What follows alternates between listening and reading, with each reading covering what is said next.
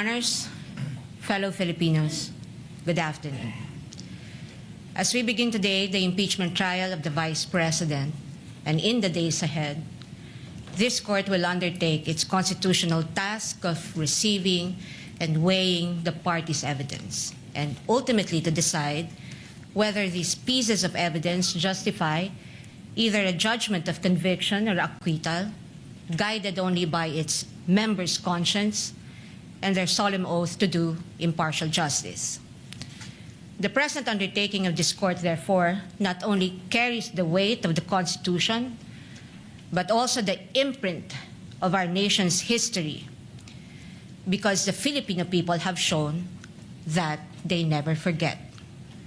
We, as a nation, never forget. But why is the act of remembering important? What does it matter to our history and to ordinary Filipinos? Because in this trial, the prosecution proposes that we unseat the Vice President elected to office by more than 32 million Filipino people, more than the number of votes cast for the sitting President, and much greater than any of the votes secured by each of the members of the House of Representatives who now are here to prosecute her and seek to undo this people's choice.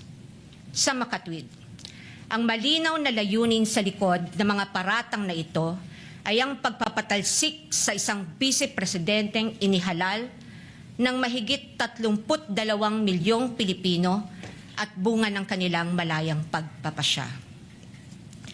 Whatever one's political persuasion is, the reality is that the prosecution now comes before this court to remove a vice president chosen by an overwhelming number of the electorate.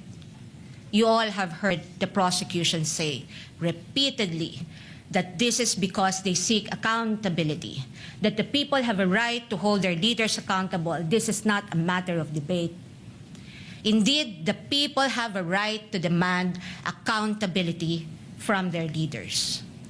What we have yet to hear from the prosecution, however, is this. When the Constitution declared under Section 1, Article 11, that public office is a public trust and that public officers and employees must at all times be accountable to the people, serve them with utmost responsibility, integrity, loyalty, and efficiency, act with patriotism and justice, and lead modest lives, the Constitution does not only speak to the Vice President. It also demands the same standards from the prosecutors. Being public officers themselves, the public prosecutors and the members of the House of Representatives are also held to the same constitutional standard.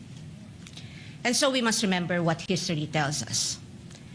This is not the first time that members of the House of Representatives have attempted to remove the Vice President, and in a manner not compliant with the Constitution. In a July 25, 2025 decision, the Supreme Court unanimously declared in Duterte versus House of Representatives, GR numbers 278353 and 278359, that the impeachment proceedings in the House of Representatives were tainted with grave abuse of discretion, rendering the articles of impeachment that the House transmitted last year to the Senate as void ab initio. Early this year, the Supreme Court unanimously denied with finality the House of Representatives' motion for reconsideration of that decision, with a reminder that while impeachment is a powerful democratic process to call out corruption and grave abuse, impeachment can be abused, and that impeachment should never be abused to maintain the hegemonic dominance of greed by shaming those who occupy high government positions into preventing them from doing what they were sworn to do.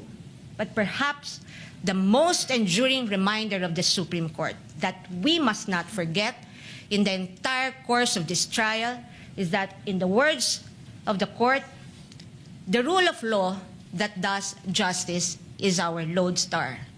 and that justice includes accountability. Justice includes fairness. Without fairness, there is abuse. This fairness is what our democracy is all about. It is in light of these reminders that we draw attention to certain fundamental legal principles that we think we must not forget throughout this trial. Mga batayang prinsipyo na dapat nating tandaan sa buong panahon ng paglilitis na ito, anuman ang ating kulay o politika.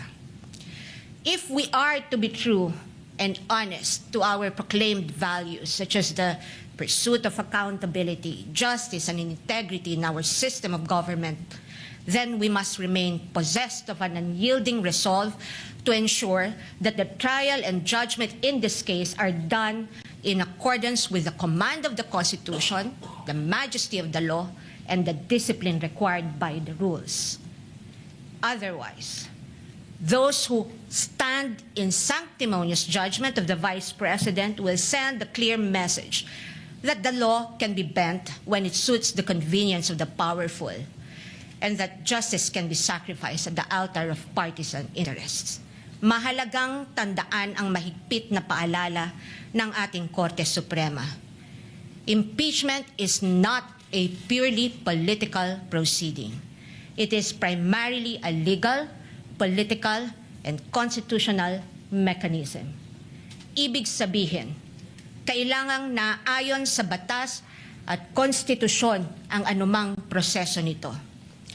According to the Constitution, it is the Senate that shall have the sole power to try and decide all cases of impeachment. This power is not shared. The Constitution gives no other body, department, tribunal, agency, or a mere committee of any of these institutions the power to try an impeachment case. The House merely initiates, the Senate tries. Yet, we have seen the Committee on Justice conduct what its chairperson, the lead prosecutor in this case, described as a mini trial, which, as we all had witnessed, became a vast fishing expedition of alleged evidence that were not even part of the impeachment complaints under its consideration and which the respondent accused was made to answer. In that mini trial, we saw how the purported pieces of evidence were curated to construct a narrative against the Vice President even before this case reaches trial. The articles of impeachment presented before this court as an exercise of the House's power to initiate impeachment cases are therefore, in sober truth, the product of an impermissible intrusion of clear constitutional boundaries.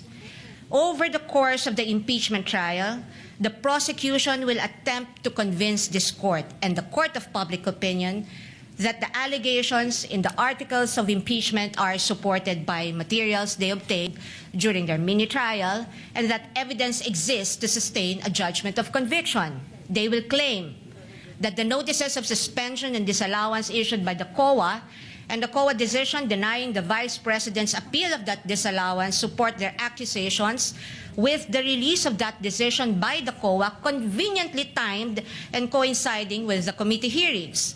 They will claim that the certifications of the PSA confirm their allegation that recipients of the confidential funds do not exist, even though they listed one Mary Grace Piatos in their pre-trial brief as among their witnesses, or that the liquidation of the confidential funds in a span of 11 days was allegedly swift as to invite suspicion. The prosecution will assert that the supposed NBI findings of similar signatures across a number of acknowledgement receipts submitted to the COA are supportive of their conclusion that the disbursements of the confidential funds were irregular.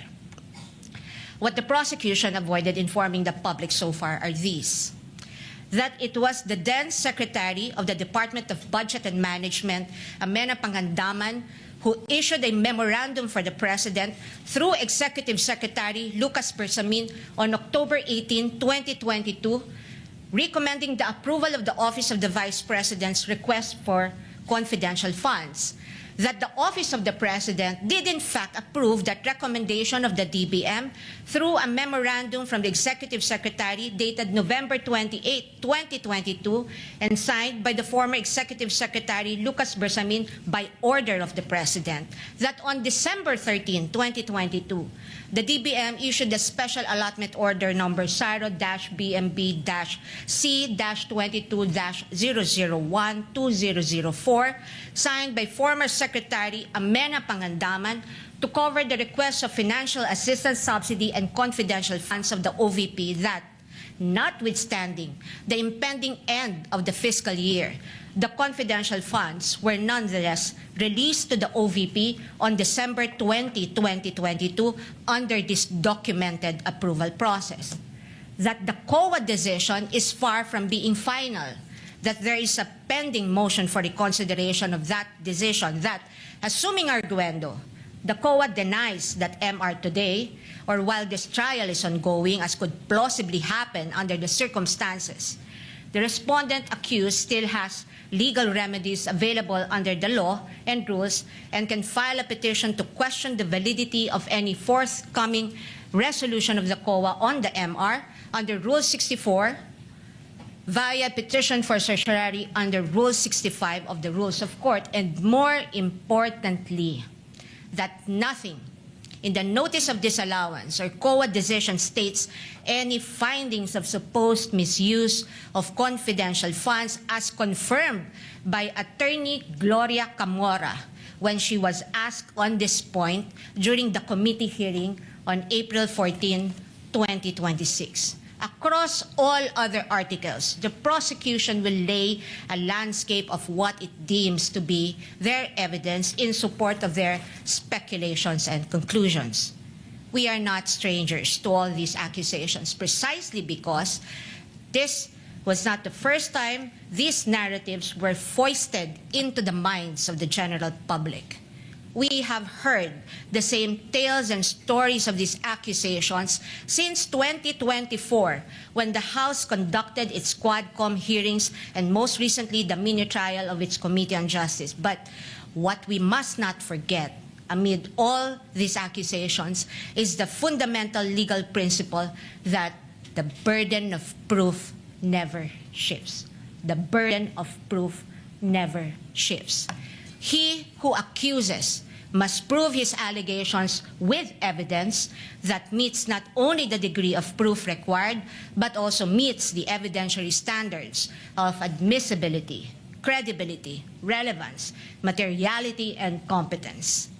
We therefore should not lose sight of the core principle that the burden of proof is on the prosecution, and unless it discharges that burden, the accused need not even offer evidence on her behalf, and she will be entitled to an acquittal. This is the law then. This is the law now. And the underlying principle for this burden of proof is simple. Under our Constitution, every accused is presumed innocent until proven otherwise. An accused has in her favor the presumption of innocence, which the Bill of Rights guarantees. This also brings to fore the reality that, in the words of the Supreme Court in People v. Pagal, the individual citizen is but a speck of particular molecule vis-a-vis the vast and overwhelming powers of government, and his only guarantee against oppression and tyranny are his fundamental liberties under the Bill of Rights, which shield him in times of need. Sa madaling salita, kinikilala ng ating saligang batas na sa bawat paglilitis, ang isang individual ay nahaharap sa malalim at napakalaking makinarya ng buong Estado. At ang tanging sandigan lamang niya laban sa anumang pang-aabuso ng kapangyarihan ay ang kanyang mga batayang karapatan sa ilalim ng ating konstitusyon. Kaya't mahalagang linawin na sa gitna ng pagtatangkang ikondisyon ang kaisipan ng mamamayang Pilipino at sa gitna ng walang humpay na komentaryo sa mga pampublikong espasyo, wala pang maituturing na anumang ebidensya o alegasyon na napapatunayan ng prosekusyon sa simpleng dahilan na ang bawat ebidensya ay kailangang dumaan muna sa paglilitis at pagsusuri ng korteng may tanging kapangyarihan sa ilalim ng ating saligang batas. Higit sa lahat, ang anumang paglilitis ay kailangang naayon sa itinatakda ng ating batas at konstitusyon at hindi lamang sa kagustuhan ng iilang may hawak ng kapangyarihan. One might ask, why is it important that we must not forget these basic principles? The ruling of the Supreme Court tells us why. The Bill of Rights applies to the entire impeachment process because inasmuch as our court recognizes that impeachment is a political process, it reminds us that it is not a purely political process but a legal and constitutional mechanism. Thus, if we are to uphold the rule of law, serve justice, and invoke the accountability mechanism, then this court and we as a people must guarantee that all efforts to hold our leaders accountable must be done right. This we must not forget. I thank the court and the public for the privilege of your time. May God bless our country. Opening statement of the Council for Respondent is duly noted and entered into the records. The court will now proceed to dispose of some of the incidents that were brought up during the pre-trial conference, as well as other pending matters and motions. First, on the sequence of the presentation of the articles of impeachment. The pretrial order stated that the prosecution has a free hand to determine the sequence of the presentation of the articles of impeachment. However, respondent will be similarly accorded the same right insofar as the presentation of their evidence and witnesses in chief is concerned.